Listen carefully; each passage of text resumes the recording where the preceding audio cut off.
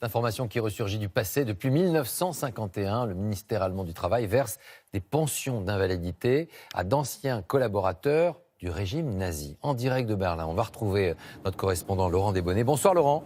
Combien de personnes sont encore aujourd'hui concernées? Qui étaient et qui sont ces collaborateurs? Plusieurs personnes en France toucheraient d'ailleurs encore cette pension?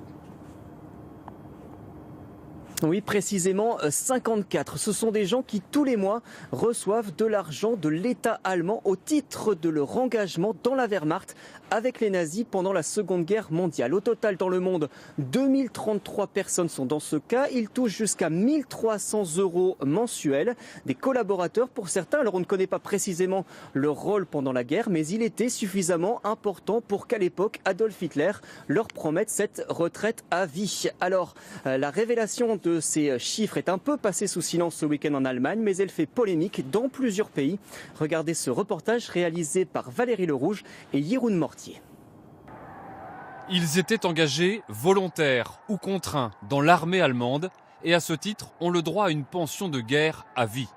Aujourd'hui, 54 Français, 34 Néerlandais, 18 Belges, au total, plus de 2000 personnes dans le monde perçoivent encore cette indemnité payée par l'État allemand qui refuse de donner l'identité des bénéficiaires.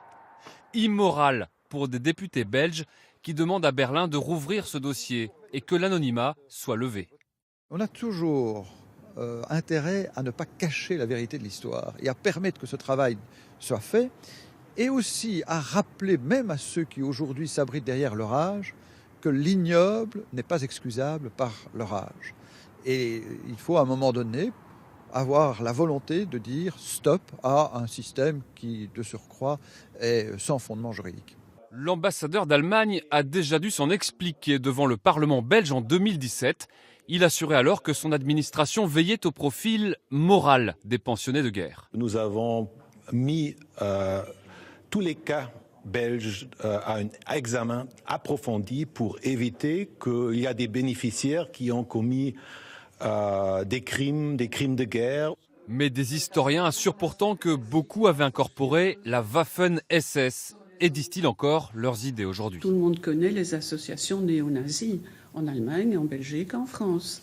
Et ils se retrouvent, aujourd'hui ce sont des goûters de seniors en faisant la fête, en faisant le salut, en affichant les insignes et en répandant quand même les idées de suprématie d'une race. Ces historiens demandent la création d'un groupe de travail entre Belges et Allemands pour tenter de lever cette zone d'ombre de l'histoire.